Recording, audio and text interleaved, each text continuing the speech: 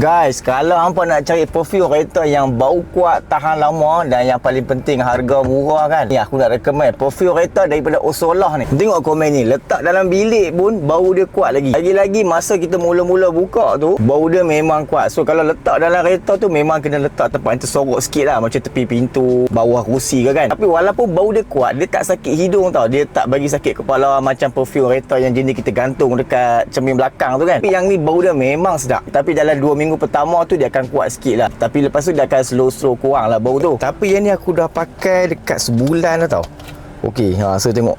Dan dia punya bau pun masih lagi satu kereta boleh bau. Okey, cumanya dia dah kurang sikit lah daripada awal-awal yang kita mula buka dulu kan. Okey, so dan yang flavor aku ambil ni honeydew. So dia ada lebih 10 flavor lagi. Yang sebelum ni aku dah pakai yang luxury tu. Yang tu dia bau maskulin sikit. Tapi kalau tengok komen banyak yang suggest yang candy apa tak tahu. Tapi next memang aku nak ambil yang tu lah. So daripada kita nak beli perfume yang premium tu, tak sampai sebulan dah kering dah. So, tapi yang belum pernah try, aku recommend sangat perfume kereta daripada Osolah ni. Okay, boleh check dekat link flavor yang apa suka tu sebelum dia sold out.